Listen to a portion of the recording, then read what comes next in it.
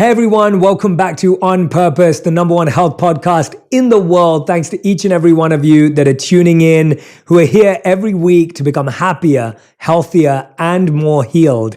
Now, today's guest is one of your favorites. I am so excited because this is the first time we're in the same room, in the same space together. But I've been a follower and a fan and an admirer of his work for a very, very long time. I'm talking about Dr. Mark Hyman, a practicing family physician and an internationally recognized leader, speaker, educator, and advocate in the field of functional medicine. Dr. Hyman is the founder and director of the Ultra Wellness Center, senior advisor for the Cleveland Clinic Center for Functional Medicine, a 14-time New York Times best-selling author, and board president for clinical affairs for the Institute for Functional Medicine. Dr. Hyman is the host of one of the leading health podcasts, The Doctor's Pharmacy. If you haven't subscribed, make sure you do. And Dr. Hyman is a regular medical contributor to several television shows and networks, including CBS This Morning, Today, Good Morning America, The View, and CNN. He's also an advisor and co-host on many shows. And today we're talking about his new book, Young Forever, The Secrets to Living Your Longest, Healthiest Life. And I know this is what you want. So I want you to go and grab a copy of this book. It's available as we speak. Make sure you go and order a copy of the book. This step-by-step program is to reverse disease, ease pain, and renew energy. Please welcome to On Purpose for the second time, Dr. Mark Hyman. Oh, thank you so much, Jay. It's so great to see you, man. No, thank you for being here. I mean it. You know, your work is so practical. It's so accessible. I'm glad we get to finally be in person. And I remember last time you came on the show, everyone absolutely loved it. So I can't wait for this inhuman person connection. But I want to start because when I was reading through this book, a lot of stuff came up. This really stood out to me. Really stood out to me. I want to dive straight in. Let's go. You said for every 10% of your diet that is ultra processed food, your risk of dying goes up 14%. So wait, I'll repeat that for everyone. For every 10% of your diet that is ultra processed food, your risk of dying goes up to 14%. You're saying that's for every 10%. Yeah. That's worrying. 60% of our diet and 67% of kids' diets today in America. And what's ultra processed food? It's basically food-like substances. It's not really food. I mean, processed food is not bad. Sauerkraut's processed food, miso's processed food, canned sardines and canned tomatoes, that's processed food. That's okay.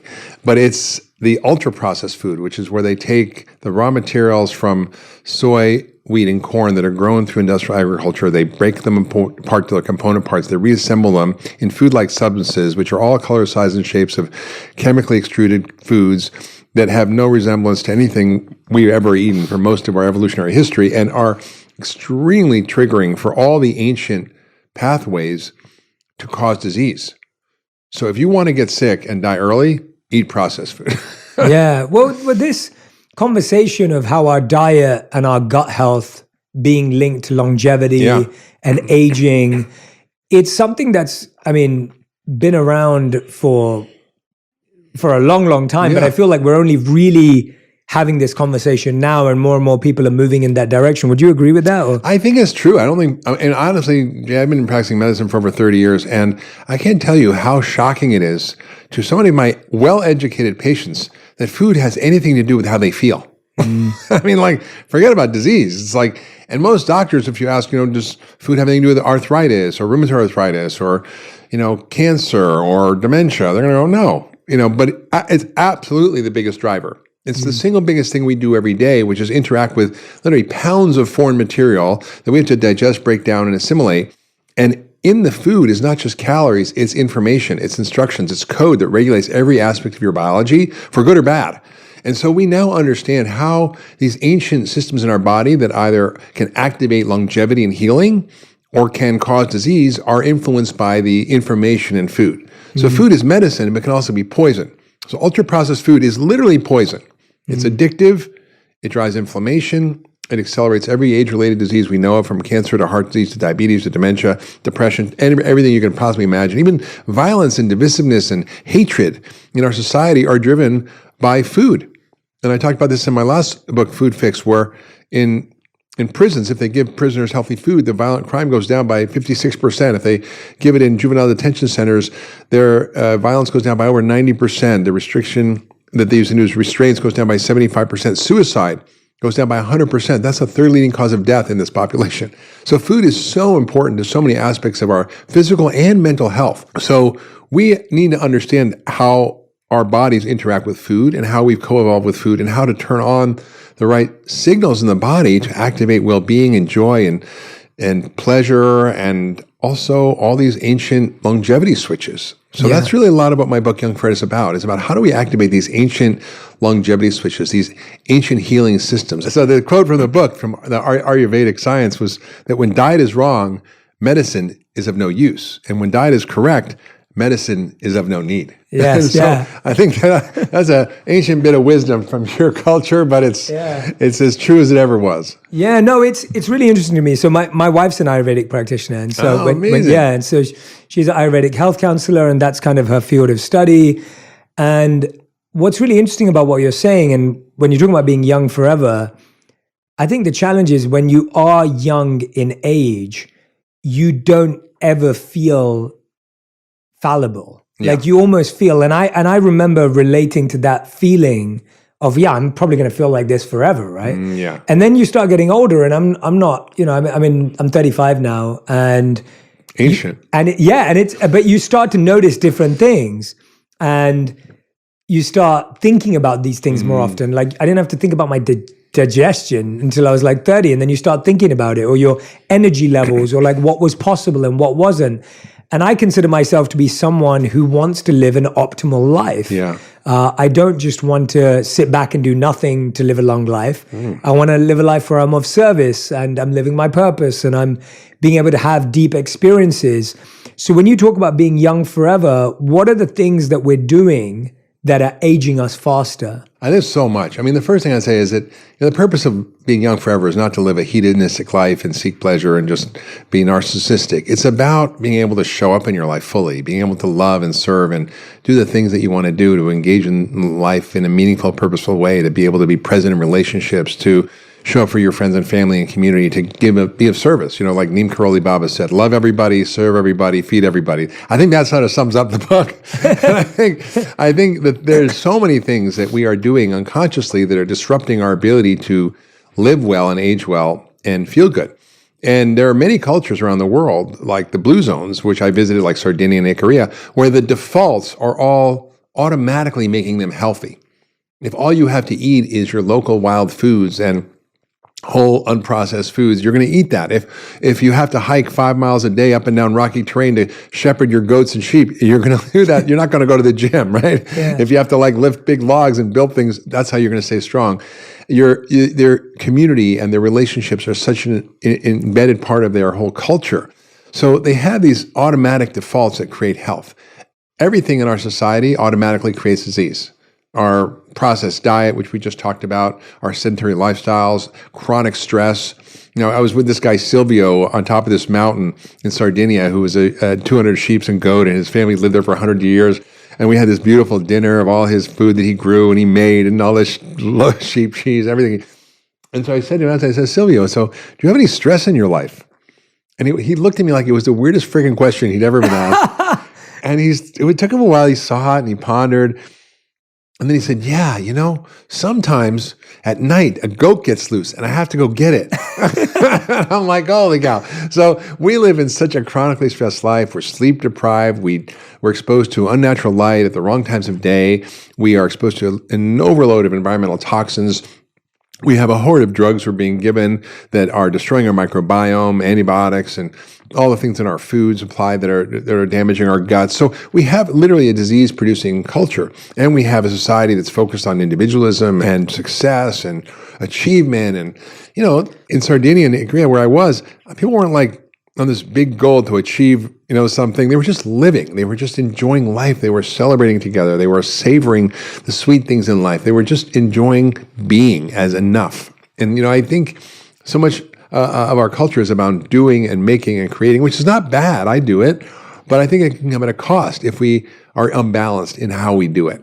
Where are the starting points for people in creating longevity in their life. Because I find like what you just said, you're so right. And sometimes what I find is that the world is overwhelming in the way that it's set up, but even trying to change your habits can be as overwhelming as well, where people go, I don't know where to start. Like, I don't know where to start with my diet. I don't know where to start with my stress lifestyle. I don't know, so where do you encourage people to start figuring out what the root cause of their challenges are and where they go from there? Well, everybody's different, but I would say, it sounds maybe obvious, but the fundamental things that keep us healthy and keep us living long are really quite simple.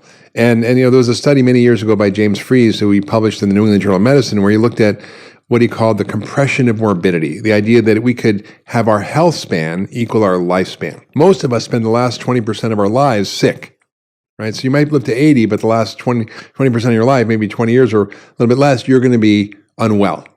That's not fun. And he found if you just kept your ideal body weight, if you exercised and you didn't smoke, you live a long, healthy life, and you would die quickly, painlessly, and cheaply. But if you didn't, you would die long, expensive, painful deaths at early, right? So I think where do people start?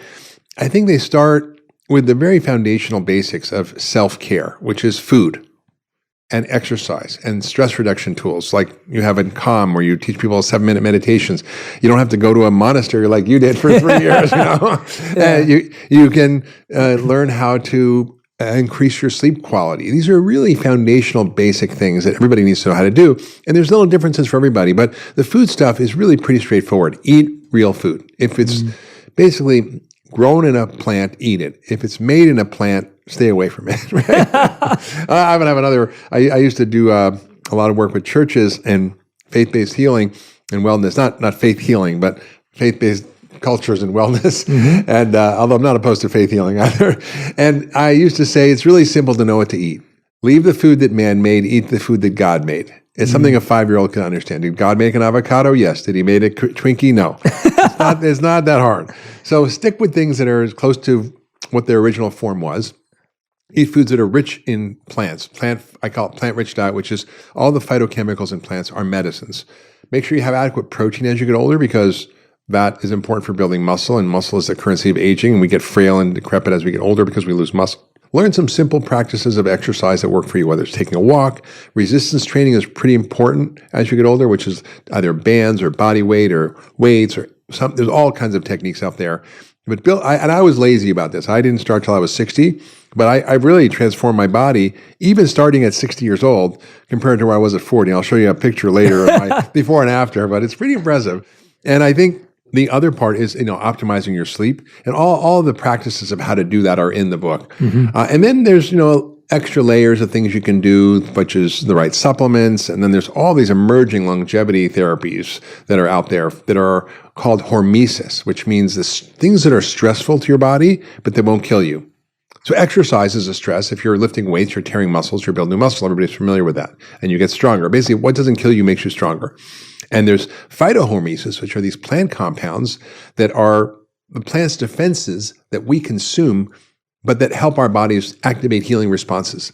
So like all the colorful vegetables, fisetin in strawberries, there's things in pomegranate, urolithin A, the catechins in green tea, and the list goes on, and there's lists and lists of them in the book and how to optimize that. And then there's really simple ways to sort of optimize your timing of eating to activate repair systems. So one of the key strategies around food is to use it to activate these ancient longevity switches. So we weren't meant to eat all the time. We have hundreds of genes that help us adapt to starvation, but very few that help us adapt to abundance or excess, which we have now. So when you have periods of fasting, which has been done throughout the centuries for various religious or spiritual reasons and various practices, but it could be just an overnight fast for 12 hours or 12 hours or 14 hours or 16 hours. That gives your body a chance to clean up. Imagine like being in your kitchen and cooking every night and never washing the dishes and never cleaning up and never, like you wouldn't do that. Your body needs that repair system to be activated, and it only be activated when you're not eating for a period of time. So that is a very powerful way to activate these ancient switches that shut off inflammation, that increase your antioxidant systems, that boost your stem cell production, that cause autophagy, the cellular cleanup, where you have little Pac-Man cells going around and cleaning up old damaged cells and tissues and proteins. It's a very important strategy for improving your overall quality of life and health and metabolism. So there's a lot of hacks that you can use from a food perspective that I encourage, but there's also other treatments that are out there like that are not just fasting for hormesis, but hot therapies and cold therapies. So you might have heard about like saunas or cold plunges, and it's kind of all the rage now, but the science around this is really remarkable. Like in Finland, if you just take a sauna a few times a week, your risk of death goes down by 24%. If you do it 4 or 5 times a week, it goes down by over 40%. And that was compared to a control group in Finland, which took a sauna once a week, because everybody has a sauna in Finland. And basically, I think there's enough saunas in Finland for the entire population to be in one at once, right? And then that increases your innate immune system. It activates something called heat shock proteins that kill they clean up all the damaged proteins and help refold them and make them work better. And one of the hallmarks of aging, these 10 things that go wrong as we age, is damaged proteins. And so there's all these benefits. Cold plunges also activate your mitochondria and brown fat and help stimulate all these longevity pathways. So that we can take a cold shower in the morning like I did, a hot bath at night. If you have a sauna, great, or a cold plunge, great. And there's even other therapies like hypoxia therapies or hyperbaric oxygen or even ozone, which is being used now for all kinds of things. So we have a lot of very cool stuff on the margins, but the foundations are so key. Yeah. And these blue zones were like, I met a couple that collectively was 210 years old. Wow. I mean, and they didn't have saunas and hyperbaric oxygen and ozone and supplements, and they didn't have any of that. They had these foundational things. So, what I'm saying is, even given the basic things that we do know, we can easily get to 100. And when these people move to the West, they die at the same rate as everybody else. So it's not some special genetic thing. And then these other advances and things I talk about in the book can probably get us to 120. And then what's coming down the pike might get us to 150 or even longer. So imagine a world where we can take advantage of the wisdom. I mean, in this culture, elders, there's not such a thing as elders. There's old people, the elderly, which is pejorative. But elders, I mean, how valuable are they to society, the wisdom keepers? We lost all that. And imagine, like now I'm like going to be 63 next week. You look incredible. You look amazing. You're the best. You're the best representative for this. Yeah, I had 4 facelifts. It's good. No, actually, I think it's remarkable because I feel like I'm finally figuring life out. I'm finally figuring out how to be happy and have good relationships and live my life in a balanced way and take care of myself. And I've kind of figured so much out. Not everything, obviously, but I feel like now I'm just beginning. And now most people at 63 are winding down. And I remember as a kid, 63 was like an old person.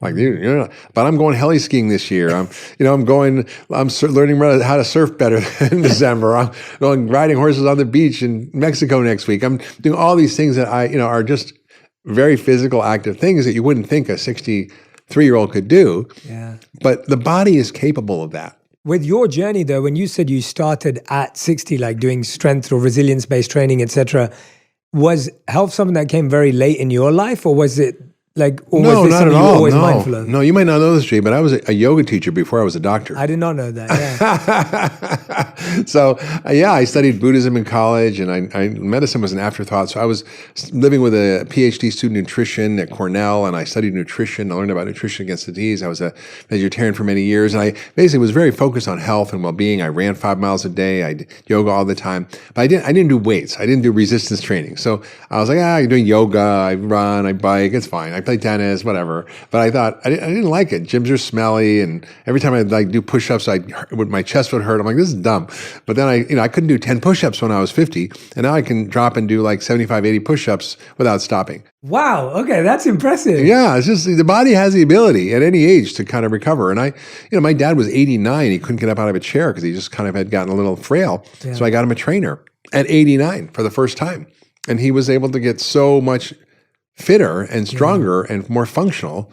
So it's never too late to start. Yeah, I feel like the biggest challenge that I'm noticing in all of this is that I was saying to someone recently that if I asked everyone, how many of you want to eat healthier, everyone would raise their hands.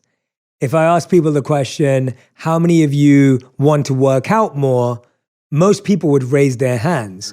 We don't have a challenge in desire, we have a challenge in habits, where we don't know how to move away from this compelling feeling we have to go with what feels good in the moment, right? Like when you look at food, it's like choosing a bowl of vegetables or a bowl of fries. Like you're going to choose the fries out of habit.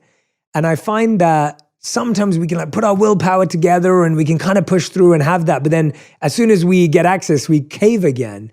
So how have you thought about, as you're helping guide people in this journey, like how have you found, even for yourself, you went from yoga to then being able to do 80 push-ups today.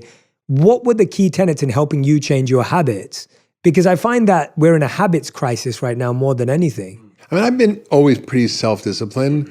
I think the thing that I've really learned though, Jay, is that it's your community that matters. It's your social, not your social network online, but your actual social network in person that drives so much of your behavior. And I for decades studied the sort of molecular biology and physiology and biochemistry and genetics, and I was sort of deep into like the inner workings of the human body. And Einstein said, "I'm not interested in the thoughts in the element in the spectrum of this or that element. I'm interested in the thoughts of God. The rest are details." So I feel like I was so interested to know the mind of God by understanding the natural laws of biology, which is what functional medicine is. It's what's described in Young Forever. But I had kind of missed something, which is how do we get people to change behavior? Because I can change biology. I can take someone with diabetes and heart failure and all these problems, and I can reverse it. And I went to Haiti after the earthquake in 2010, and I met Paul Farmer, who basically took care of people who were the most underserved people in the world. Haiti is the poorest civilization in the Western Hemisphere. Half of the population lives on less than $1 a day. And these people were basically neglected by the public health community, and they had TB and AIDS. And he said, look, I can cure these diseases with drugs. These are easy. But people don't have the ability to take the drugs, and they don't have clean water, and they don't have a watch to know when to take it. And so he realized that the power was community. So he created this model of accompaniment. We're going to accompany each other to health. And so he used community health workers, essentially. And then I realized that, wow, we call all these chronic illnesses of aging, we call them non-communicable diseases. They're not infectious, but they are contagious. We know that if you're overweight, your family is overweight, it's not as strong a predictor of obesity as if your friends are overweight. If your friends are overweight, you're 171% more likely to be overweight than if your family's overweight. Wow, I didn't know that. Which is crazy. This is Christakis' work from Harvard. And so it's our social fabric that determines our behavior. These social threads that connect us are more important than our genetic threads. So if all your friends are, drinking beer and having fries and burgers and watching football, which may not be a bad thing, but you might like that, you might not be as healthy as if all your friends are drinking green juices and going to yoga every day, right? So it's a very different framework. So I realized that the power of community is so important. So we did a program at this church, Saddleback Church in California, where we used the small groups that they already had built, and we put a healthy curriculum, living curriculum through those groups. And we thought a few hundred people would show up. 15,000 people signed up the first week, and they accompanied other health, and they lost 250,000 pounds in the first year. And through this process, I really learned that it was the power of each other to help each other get healthier, to lift each other up, to inspire each other, to hold each other accountable. It's like AA or it's like Weight Watchers. These things work because they have a community connected component. And that was one of the things I learned from the Blue Zones, Jay, that was so important. There were no nursing homes. Their whole society was built around relationships and community and connection and celebration together. So people weren't isolated and lonely and disconnected like they are in the society, but they were deeply connected. The Sangha, right? Is like the Sangha is one of the 3 pillars of enlightenment, which is community that helps you build and work towards the right action and the right life and the right kind of loving and the right behavior, all these things. So I think we really underestimate the power of that. So what I would say to people is find someone, a friend, a buddy, a group. My friend Rick Warren, the pastor of Saddleback Church, said, every body needs a buddy. Yeah, and it sounds so simple when you say it like that. Like, it can feel like such a complex question sometimes. And then when you put it like that, you're like, oh yeah, that makes so much sense. And I start thinking about the people I spend time with. And I think people struggle with points of transition in communities in their life. So it's like they've built a community, they've built a group of friends. Now they want new visions with their life. They have new habits they want to adopt. And it's like letting go of an old set of habits, which are linked to a group of people, is the most difficult part, right? If you're used to going and watching football with a group of people who you all drink together and eat unhealthily together, to you, you're not just giving up the food, you're almost giving up company. That's what it Right. feels Well, I mean, like. my friends, if you're an alcoholic and you're hanging out with other alcoholics, you got to find new friends. Yeah. You know? Yeah, and that's the hard part. And I think that's what I found, having made many transitions in my life of groups of friends and habits. I found that the first thing was, don't try leave your friends or break relationships, but try and build new ones first. And so a lot of people spend time going, okay, well, I've got to somehow talk to this person about how we're not going to spend time together. And it's almost the other way around. Find the new community first, find the new Sangha first. And the more you start associating with that group of people, it becomes natural for these things to have less energy and less time for.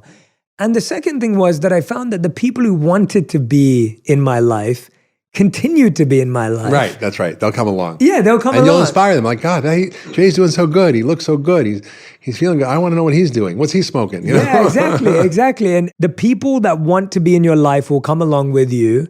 And I think that we sometimes just get so tied in those groups that we just can't break out of them. But I love that answer. I want to talk about some of the, in the book, you talk about the 10 hallmarks of aging. Yes. And I want to dive into this because I think we're just, again, and I come at this as a patient of the book. Like as you know, when I'm reading the book, I don't count myself as someone who knows. I count myself as someone who considers myself quite uneducated when it comes to physical, biological health.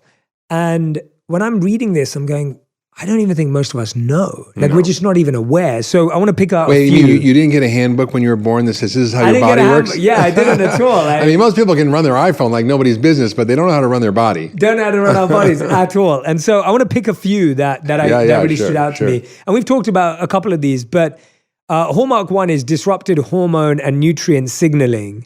And I wanted to talk about the link between inflammation and aging, because I find that that's something that people are learning about slowly, or at least if you're not learning about it, you're experiencing inflammation. Oh, for sure. Yeah. A lot of diseases of aging are inflammation diseases, right? Yeah. Heart disease, cancer, diabetes, dementia.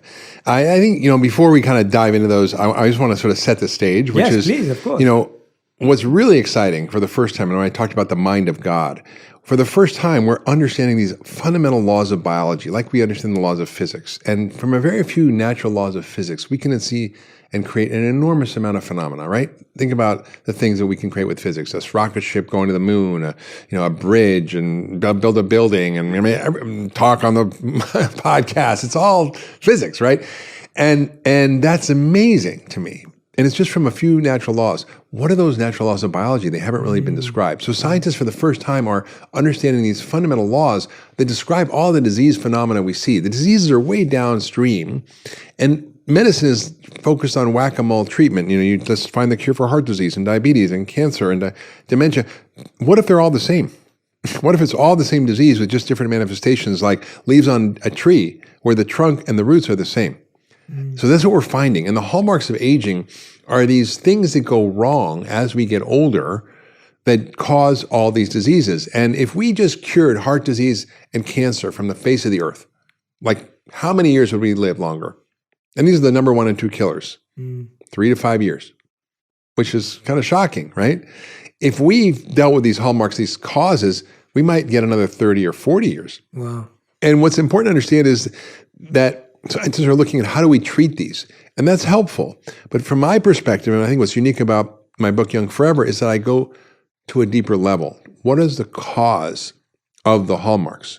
Because if the hallmarks are the cause of disease, what causes the hallmarks? Yeah. And it's really quite simple. It's either too much of something that our body doesn't like, or not enough of something in our body needs to thrive. What are the impediments to health and the ingredients for health? And it's a short list. Impediments for health are bad food, too much stress, physical or psychological, environmental toxins, microbes, can be gut microbiome being messed up or infections, and also allergens, things that cause inflammation. So those are the fundamental things. And what does our body need to thrive? We need the right food, the nutrients, right balance of hormones, light, air, water, connection, meaning, purpose, rest, restoration, sleep, exercise, movement. All these things are the ingredients for health. It's a very short list. So that's the framework of functional medicine. You're either dying of too much or dying of too little, right? And so understand the information coming in from food and what to do with it. So when we eat protein and sugar and fat, our bodies know how to handle this. We have all these pathways that digest and metabolize these things. When these sensing pathways are overloaded with too much of the wrong stuff, if you have, we need glucose and sugar, fine. But if you are eating like a pound a day of sugar and flour, or almost, which is what most Americans do today, that's like an avalanche of sugar and flour. That's a toxic, poisonous pharmacologic dose. So that overloads, for example, the insulin signaling pathway, one of these 4 longevity switches that are part of our nutrient sensing system, that overloads it and causes you to have a cascade of downstream effects, from inflammation to increasing belly fat to oxidative stress to mitochondrial injury, to all these things that lend to a rapid aging process. So that's the biggest one, and that's kind of sugar and starch. So if you want to do one thing to extend your life, cut out or cut down dramatically on the amount of sugar and starch you're eating every day, and have more fat and have more vegetables and have more good quality proteins. Those will all help you thrive. The other is the pathway around the nutrient sensing is something called mTOR. And this is something people have heard about, maybe not. But essentially, it's kind of cool because there's this pathway that is so important in activating the cellular cleanup mechanism called autophagy. And now we've heard about this, which is why we talk about intermittent fasting or time-restricted eating or ketogenic diets or all these things that people are kind of tossing around. The reason those are important is they give your body a chance to do cleanup at night, right? And we need to clean up like the kitchen instead of leaving the dishes in there for a week or a month. So that process is so important. So we need times of not eating to activate this autophagy process. And that happens by the inhibition of mTOR. Now, mTOR, when it's overstimulated by too much protein all the time or too much sugar all the time, will just keep making stuff in the body. And it's like, if you just keep making food in your kitchen, it's going to overflow and it's going to be a mess. And that's what happens inside your body. So what they found was there was this compound that they discovered in Rapa Nui, which is Easter Island. Now, who knows? The aliens came down and put those things there. I don't know. It's those statues that are on this island off the coast of Chile, right? And they scraped off some stuff off the back of the statue, and they took it back to the lab, and they said, oh, maybe this is an antifungal, and no, it doesn't work so well. Maybe it has some immune properties, and it's used in transplant medicine. But then they discovered it inhibits mTOR. In fact, the name mTOR stands for mammalian target of rapamycin. Rapamycin is named after Rapa Nui, or Easter Island. So the drug that they've developed is named after this, and this inhibits mTOR and is now being studied for longevity. And so we need periods of time to inhibit mTOR, fasting and not eating anything, and we need times to stimulate mTOR to build muscle so we don't get frail and decrepit as we age. And then there's other pathways like sirtuins and AMPK that are part of our nutrient sensing system that detect scarcity and will activate DNA repair. And people have heard about, for example, resveratrol and longevity, and this is the work of Dr. David Sinclair.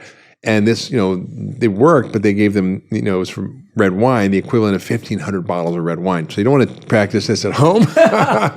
but it was amazing what they saw. These animals living longer, and they got healthier. Even eating a bad diet, if you activate these longevity switches, it's so powerful. And the beautiful thing is that a lot of the plant foods that we can eat, the phytochemicals that are rich in this plant foods all activate these ancient longevity pathways like green tea or pomegranate or there's resveratrol from red grapes, and the list goes on. And so we have these ancient systems that we can play with. And so the book is really about how do we turn on the longevity switches? How do we activate those in the right way? How do we eat in a way to optimize each of those in the right time at the right way? When I hear that, in my head, I've become more close and clear about this because of my wife. So it comes back to me where it comes back to your point of you want the burgers and fries, and she's like, for sure. Any day of the week, she's making you you put soy in front of me. Exactly. So I've been through this journey with her. We've been married for 6 years and together for 10, but for the 6 years that we've been married, she's been on this journey with me of helping me transform my diet and my habits. And I've felt all the benefits you're speaking about having gone on that journey. And I've also felt some of the shocks that my body's had in missing out on some of those things that it's used to. Yeah. Like my body loved bread. Yeah. Like it still loves bread. Like it feels great when I eat bread. And I'm not talking about gluten-free bread. I'm talking about bread that has gluten in it. But I know that gluten's can be massively inflammatory, especially for me as well from the tests that I've done. But I find it really interesting that sometimes I can feel great eating things that are bad for me, but there's something happening inside that I'm not aware of. I mean, sugar's a drug. Bread's a drug. I mean, in fact, you might not know this, but one of the things that happens when you eat bread and you're consuming gluten is that the gluten gets partially broken down into these things called gluteomorphins, which actually are like morphine, and they bind to the receptors in your brain that make you feel good. So heroin makes you feel great. It doesn't mean it's good for you, right? And so it's very addictive. And it also, gives you a jolt of sugar and adrenaline. So when you eat sugar, you get a jolt of adrenaline. Literally, your cortisol goes up, your adrenaline goes up. So it's like being jacked up on steroids and adrenaline, which feels good for the moment. And then you crash. Right? Yeah, exactly. Number 4, I wanted to talk about, you talk about damaged proteins. Yeah. And dysfunctional molecules. I think damaged proteins is something we're not very well educated on. No, I think, what happens is, your body has, it's just a miracle to me, Jay, that the body has this ancient systems to handle things that go wrong and to repair things and clean up things. So we are constantly making proteins. People don't really realize this, but what does your DNA do, right? Your DNA, all it does is code for proteins. Proteins do all sorts of things, from, build tissues, your muscles and joints, to building your immune cells, to being communication systems. And small proteins like peptides are messengers with 80,000 that tell your body what to do and regulate all kinds of things, from brain chemistry to hormones to sexual function to metabolism to mitochondrial function. I mean, the list goes on. So proteins are so important. But as we age, those proteins can get damaged, or they are injured and they're misfolded and they're broken. And so the body has to, 1, address this, and 2, hopefully prevent you from making these. So one of the things that happens, for example, it's really dangerous, is when you eat sugar, it kind of binds with proteins in your body and it damages them and causes glycation, which is basically just the phenomena that happens when you get a crispy chicken skin or a crust on a bread or creme brulee and you get that like little crackle. So good. It's so good, right? We all love that stuff. Yeah. But that reaction happens in your body. And that creates what we call AGEs, advanced glycation end product, which ages us, and that binds to RAGEs, receptors for advanced glycation end products. So that rage, literally, it's the aging and raging is what happens. So when you eat a lot of sugar and starch, you're causing these damaged proteins. So the measurement, for example, of your diabetes control, we call hemoglobin A1C, that's a measure of damaged proteins. That's sugar binding to hemoglobin and damaging it, and we can see that on a blood test. But this is happening throughout your body. And what's amazing is things like, we talked about hormesis and these stresses like saunas. Saunas create heat shock proteins, which are actually repairing proteins or cleaning up proteins. When you have autophagy, which is this, we talked about, which is a self-cleaning mechanism, you actually clean up these old proteins and you recycle them. So the body has a recycling system. Basically, like takes up all these old damaged things, gloms onto them like a Pac-Man, digests them, breaks them down into component parts, and says, okay, I got new parts, let's make new proteins.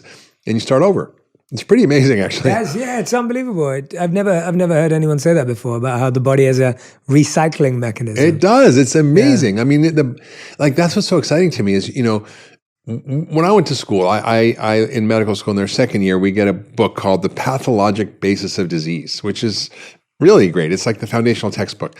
But I didn't get the scientific basis of wellness textbook. I didn't learn anything about that. So how do you create health? If you say to your doctor, I want you to treat this disease, okay, take this drug. If you say, doctor, I want you to make me optimally healthy, they're like, okay, well, eat better, exercise, take vitamins, I don't know. But they don't have an answer, right? But it's scientific wellness. What is scientific wellness? What is the science of creating health? That's what functional medicine is. And that's really what I've given people as an owner's manual for their body, how to detect what's wrong, what tests to do, how to find out what's out of balance, and how to how to optimize each of the systems in your body so you can create health. And what's really exciting is now we have a metric called a biological age clock that we can measure. So before we'd kind of say, oh, is this working or not? Maybe your blood works better. Maybe your weight's better. Blood pressure's better. Those are all sort of indirect markers. But there is something that we now have discovered, which is a biological clock. And it's measured by looking at little marks on your DNA that are called your epigenome. Now, we all know what your genome is, which is your genes. You got about 20,000 genes. That's your DNA. That's not really changeable except through gene editing or whatever. But your epigenome, and the genes are like the keyboard on a piano. 88 keys. You can't change that, but you can play jazz, ragtime, Mozart, classical, whatever you want, blues. It's amazing, right? On the same keyboard. Same thing with the epigenome. The epigenome is the piano player, and that controls which genes are turned on or off or expressed. And your biological age is the sum total of every influence, every food you've eaten, every type of exercise you've done, every thought you have, every relationship you've been in, all the toxins you've been exposed to, washing over your DNA, creating these marks that determine your biological age. So I've done my biological age. I'm 63, but biologically I'm 43. That's unbelievable. Yeah, well, it's really cool. Yeah, I'm going for 25. I'm trying to get younger than you, Jay. Yeah, exactly. and I think, we have so many technologies that are allowing us to now do this that are even beyond the diet, exercise, and lifestyle stuff. So we now can measure the effective interventions on these things and check how we're doing through these epigenetic clocks. And our biological age doesn't have to match with and track with our chronological age. I was born in 1959. I can't change that. I can't be chronologically younger, but I can be biologically younger even as I get chronologically older. And what's amazing is it doesn't take that much. Like I've seen studies where using a dietary intervention, which is an anti-inflammatory whole foods diet, some phytochemical support, and a little bit of exercise and lifestyle support, within 8 weeks, they were able to reverse biological age in this cohort of patients by 3 years. And then what if they did it for a year? So we have the ability to do this, to measure it now. It's very exciting science. Yeah, and let's talk about some of the things that people are feeling today, because I think that's how we get in touch with our health, or I think people who read this book are going to get that manual that you're talking about. I want to guide people to this book through things that we feel. So what's really interesting to me is how commonly people are experiencing brain fog today. Yeah. And I think as we experience brain fog, I don't think we often know what to do about it. We often also start going internal. This is also the same thing as connecting what you talk about in the book to our mental health.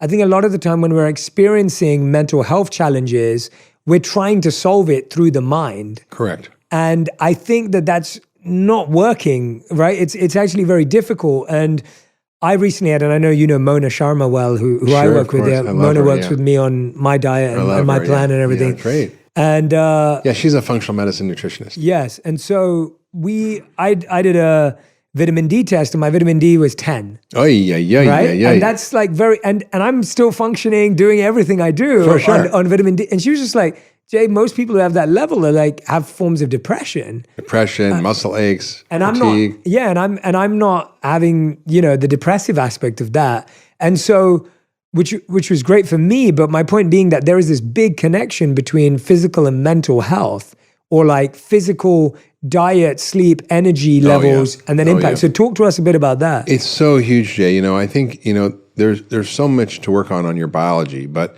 I wrote a book probably 15 years ago now called The Ultra Mind Solution about how to fix your brain by fixing your body first. So you can meditate all you want, but if you're mercury poisoned or your thyroid's not working or your vitamin B12 or vitamin D deficient or your microbiome's a mess, it's going to be hard to achieve the goals you want to achieve. So set yourself up for dealing with your soul's evolution, with your spiritual growth, with healing your emotional life and trauma by setting your body up to function better. To help you. Right. And so, this book isn't about getting to 120. It's about how to activate these health switches, longevity switches to make you feel good now. Because most people have what I call FLC syndrome, which is when you feel like crap. Right? And so people walk around with all sorts of symptoms and not realizing how good they can feel and how quickly they can feel good. And so by doing some of these practices, simply changing your diet and lifestyle changes, people can experiment. Even 10 days of it can have a profound effect. I do workshops around the world where I take people through a 10-day or even a 5-6 day program.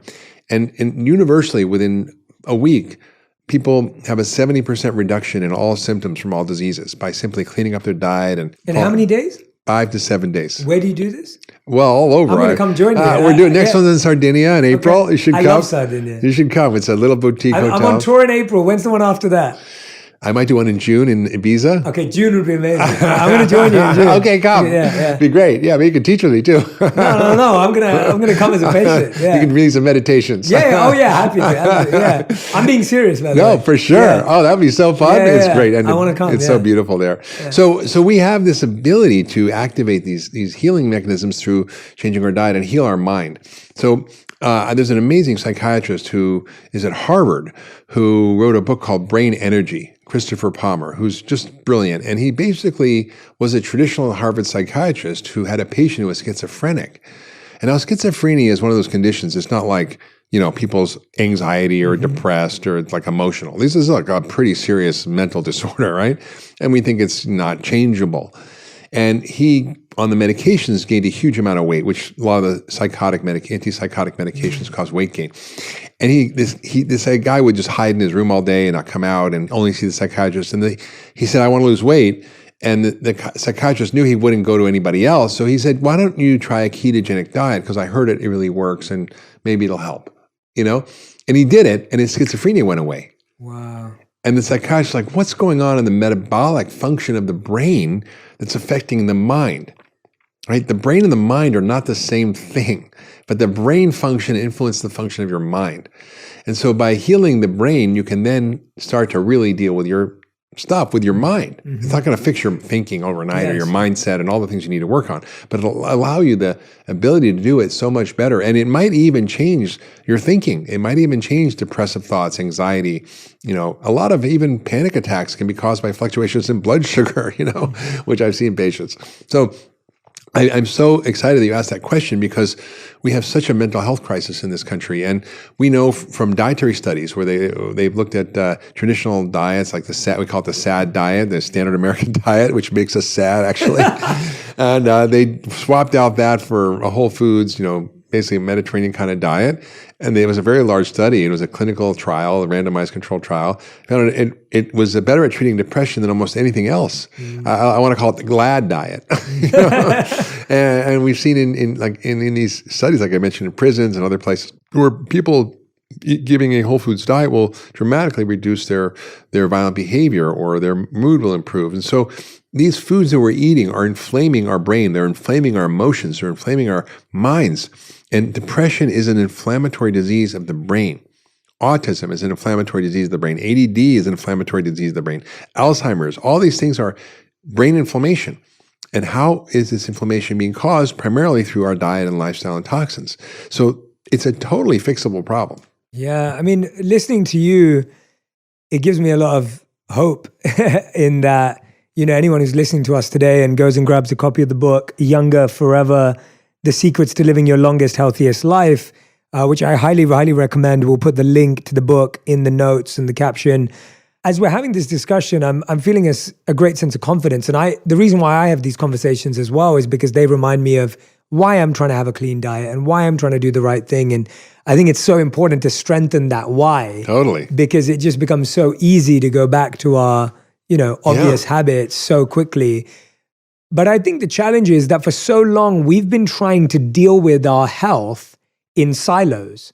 So if we have a mental health challenge, we try and deal just with our mind. Yeah. And if we have a physical health challenge, we try and just deal with our body.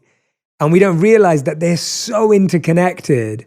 They're not separate. There's no mind, body, mind. It's one thing, right? It's all one thing. And to try to separate it out doesn't make any sense. And so medicine is really bifurcated, psychiatry and the rest of medicine, and it just doesn't make any sense to me. And when I call myself the accidental psychiatrist, because I basically wasn't treating people's mental disorders, but I was treating their physical health. And I saw their brains get better and their mind get better and their mood get better and bipolar disease go away, schizophrenia get better, autism get better, ADD get better, depression get better. I'm like, what is going on here? And it just blew my mind. Could you give us a few examples of those or people that you worked with in those spaces? Because I think that's something we don't hear about as much. Like, I think we hear a lot today about when people are struggling with those things, they're going to therapy. Yeah. But we're not doing I had one patient who was just severely depressed and was struggling for years and years. And I found out she had mercury poisoning, and we got the mercury out of her system, and she got better. There was a patient who, not even a patient of mine, it was someone who was part of the Daniel Plan, this faith-based wellness program I mentioned, who came up to me after the 6-week part of the program. We started, and 6 weeks later, we had another rally and a gathering. And she said, Dr. Hyman, I don't get it. Like, I've been in and out of psychiatric hospitals my whole life. I've been in every psychiatric medication. I'm about to get divorced, about to lose my job. I'm just was struggling so much. And I changed my diet, and in 3 days, it all went away. And I feel so good now. Is that possible? I'm like, yeah, it's possible. It happened to you, so it's clearly possible. So people don't realize how quickly we can see these changes. And so that was really remarkable. I had a kid with ADD who was just so out of control, and his behavior, he couldn't pay attention, he couldn't focus, he was kicked out of kindergarten, if you can imagine being that bad, being kicked out of kindergarten. Wow, yeah. You know, and, but he had all these other health issues. He had asthma, and he had irritable bowel, and he had all these, headaches and cramps. And so I basically treated his biology. It turned out he had a leaky gut and food sensitivities and lead toxicity. And he ate a total junk food diet. So he was so nutritionally deficient in omega-3s and zinc and magnesium and B vitamins. And so we just fixed all that. We just cleaned up his gut. We gave him good food. We gave him good nutrients. 2 months later, he came back, and all of his symptoms were gone physically, and all of his mental symptoms were gone. And his handwriting, which we can show in the show notes and on the video, his handwriting went from being illegible at 12 years old to being perfect penmanship. And it wasn't because I gave him handwriting lessons. Wow. It was because his brain went from completely chaotic and disorganized to completely coherent and functional. Yeah, I hope everyone who's listening to this, if you're struggling with anything based on your mental health, your brain health, I hope that you're also going to take some time out to research on your diet, to of course read this book, because I just want people to make that connection quicker. Yeah. I spent years doing the opposite, Mark, and that's why I'm so fascinated by all the work you do, because I spent years and I got to a place where I'd mastered my mind, but my body was just not catching up. Right, exactly. And so I could take care of my thoughts and my emotions and my feelings, but my body couldn't match that pace. And so I've kind of come the other way. Yeah, it's great. It's and great. Gone, hey, I want Whatever doorway you get is a good one. Yeah, exactly. You talk to us about, and again, we're only doing a very high level of the book because I want people to get a sense of some of the depth of what you talk about in this book. Could you explain to us, again, at that top level, what the 7 core biological systems are? Yeah, so this is really important, Jay. So like I said, what are the laws of biology? What's the mind of God? And right now we're undergoing a revolution in medicine that's as big as anything that's ever happened in history, from the discovery of the germ. It's remarkable how we're now understanding the body as an ecosystem. This is called systems biology, or functional medicine is the clinical model that applies this. And so the hallmarks of aging are what these emerging scientists in longevity are talking about that go wrong with aging. But what is causing them is what functional medicine is really good at figuring out. And what happens is that these 7 core systems in the body that go wrong, that get out of balance, just like in Ayurveda, they have the doshas. Or in Chinese medicine, they have the 5 elements, or we have the yin yang, and we have the imbalances and deficiencies or excesses. And this is exactly how the body works. These ancient technologies from thousands of years ago figured it out. We just now are putting scientific language on it and understanding. And so there's, instead of 155,000 diseases, there's these disturbances in these core systems, many of which are also the hallmarks of aging, like your microbiome, your immune system, how you make energy, your mitochondria, your detox system, how you get rid of toxins, your transport system, how you move things around in your body and through your circulation and lymph system, communication system, which is your hormones, your neurotransmitters, your peptides, all the millions of chemical reactions that happen all the time and have to be coordinated, and your structural system, from your biomechanical structure, your skeleton, to your subcellular structures. All of those systems have to be in balance for you to be healthy. And so as a functional medicine doctor, as a systems thinker, I look at how do we find out why they're out of balance, how do we take out the stuff that's causing imbalance and put back the stuff that's creating balance. So let's say the gut, for example. Well, you might have food sensitivities. You might have bad bugs growing in your gut. So you got to remove those things. You got to remove those foods like gluten or dairy, and you got to get rid of the bad bugs that are growing in the gut. Maybe you need some herbs or even an antifungal or an antibiotic. And then how do you repair that? How do you give the gut what it needs? You need prebiotics and probiotics and polyphenols, and you need the right nutrients like zinc and vitamin A and omega-3 fats to help the gut heal, and glutamine. So we know what the ingredients are for each to take out and put in. And so we apply that to each thing, including the immune system. I mean, one of the most shocking things to me during COVID was that we are about 4% of the world's population in America, and we have an extraordinary healthcare system and spend twice as much as any other developed nation. And we were 16% of the cases of COVID and deaths. So 4% of the population of the world, 4 times as many deaths as we probably should have had. And we probably should be even less than the rest of the world because of our healthcare system. Why was that? It's because our diet is so bad that we're pre-inflamed. So when COVID came, it was like throwing gas on the fire. And we were pre-inflamed because we were obese, because we were chronically ill, because we have all these diseases of inflammation. And so that's really why. And it was sort of shocking to me that nobody has talked about this. And yet we have the power to regulate our immune systems by what we're eating. Sugar suppresses your immune system. Being overweight suppresses your immune system. Even the response to vaccines. If you're overweight or you're elderly because you're inflamed, your immune system doesn't respond to vaccines. I think everyone's experiencing a low immunity, in general as well, because of all these factors that you've talked about today as well. And I just want everyone to see, I want to point this out for everyone who's watching the show. If you're listening, then I'm explaining what I'm doing. I just want to show this to everyone who's watching, because you can actually see how the book breaks down the Young Forever program, which is the program that Mark recommends in the book, Young Forever. And what I love about it is that as you're flicking through this book, you're just going to see a very systematic and formulaic breakdown of the system. It's not just...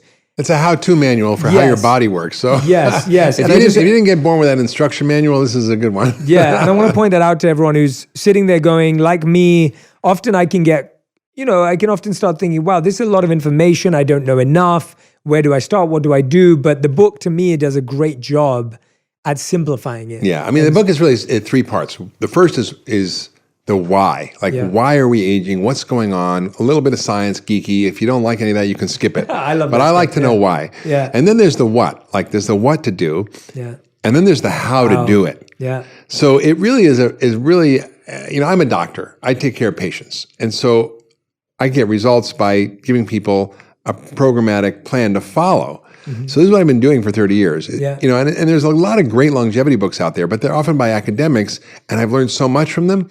But they're like, well, what do I do? Yeah. What do I have to do exactly? But this just breaks it down exactly, even day by day, and what you can do. Yeah, Mark, is there someone that you've worked with that was so negative and felt that they were too late to solve their challenges, but you were able to find some change in them? Could you tell us about someone you worked with like Jay, that? Yes. I mean, one of the most remarkable patients I had, which was part of a group program we had at Cleveland Clinic called Functioning for Life, which used the power of community to help people change behavior. And she was a woman who was about to go on her way out. She was 66 years old. She had type 2 diabetes for 10 years. She had heart failure.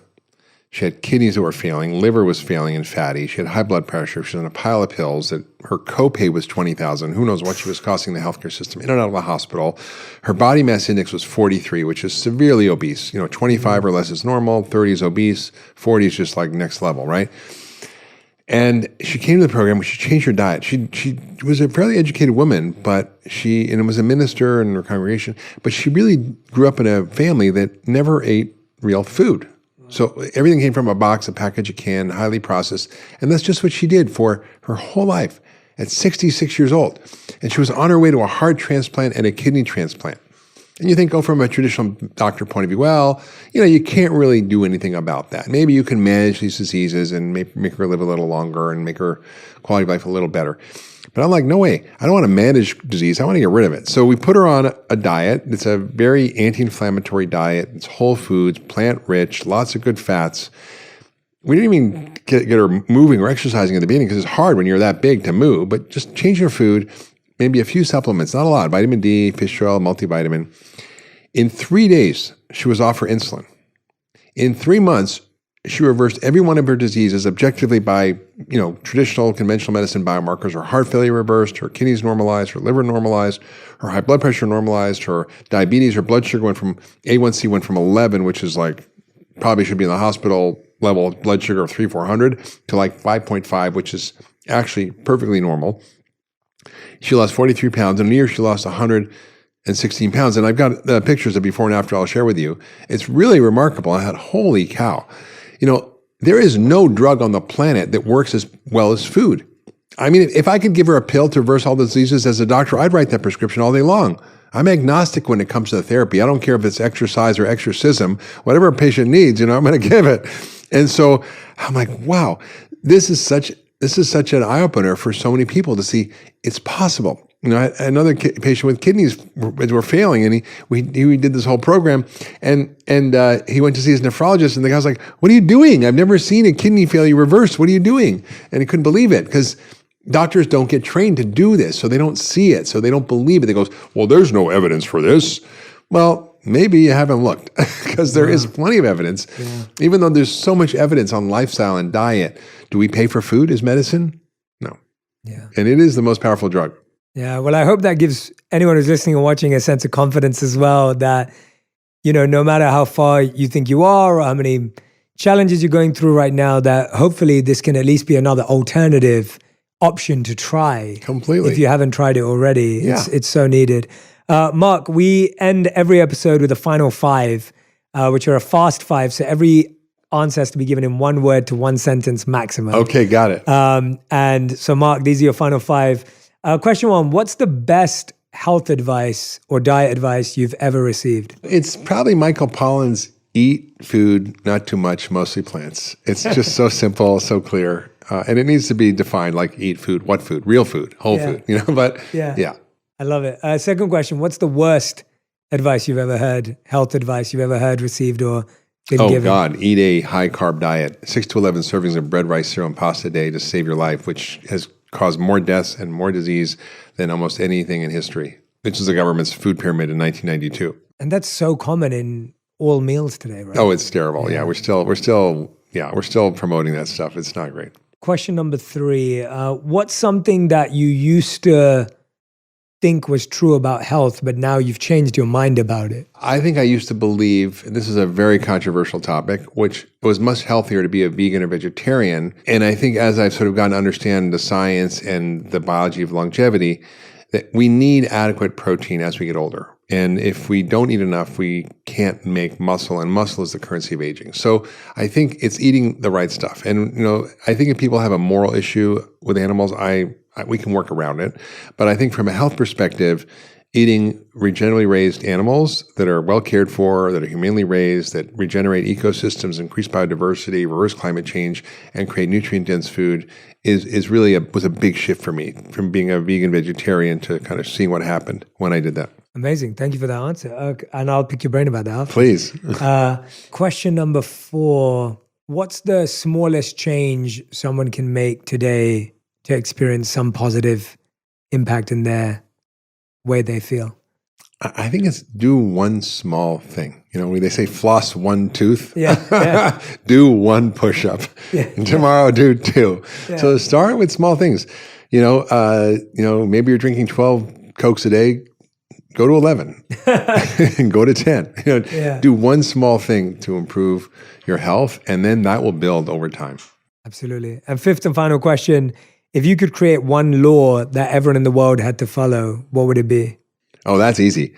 I would make a law that would make food quality, and I can define what that is, the most important determinant of all of our food policies and all of our agriculture. The most nutrient-dense, whole, real food we should be promoting and subsidizing and growing.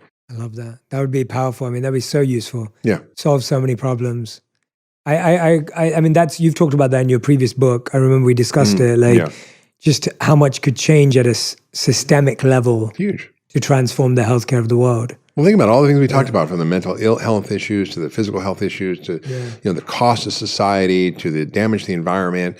It's all driven by the production of ultra-processed food and the dissemination of it and the eating of it, which is 60 to 70% of our calories. Yeah. That has got to stop. It's it's crushing us with the weight of that, the figurative and literal weight of that. Absolutely.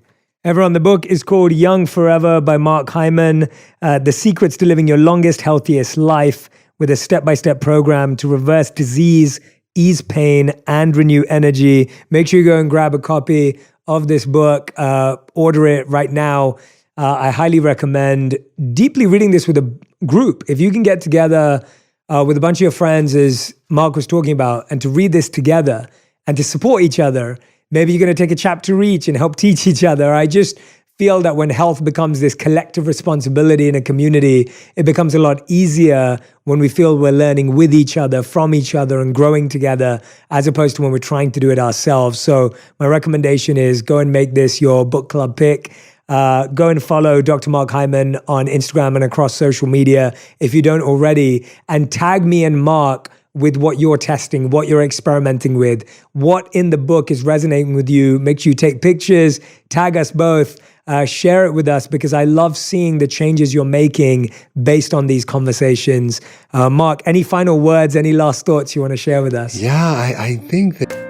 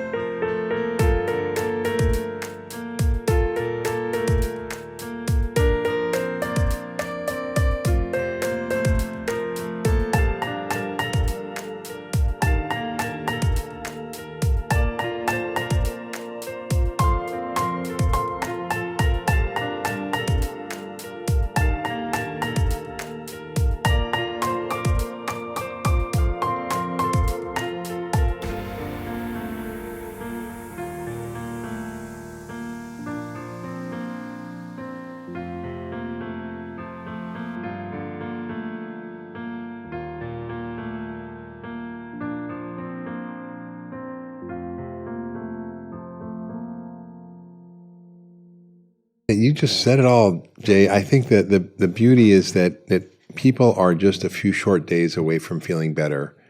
It's not about living to 120. It's about feeling good now. This is not about a hedonistic, narcissistic pursuit of longevity. It's about optimizing your health and well-being so you can show up in the world and love better and serve better.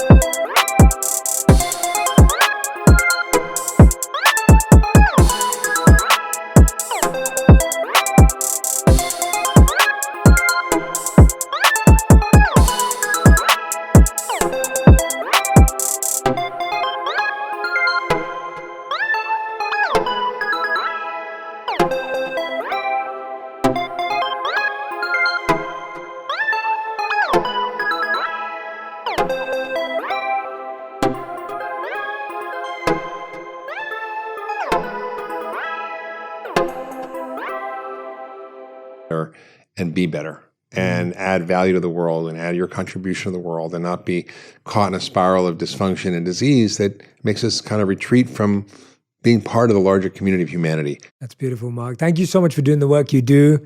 Thank you for showing up as you do. And I'm so excited to join you hopefully next June, or we need to plan that out. Absolutely. I'm being very serious. Okay, I'll give you the dates. I'm being very serious. I'll give you the dates. But I'm very excited. And June 12th to 19th in Ibiza at Six Senses, and you can all come if you want. Well, not all of you. I think there's only room for 45, but you know.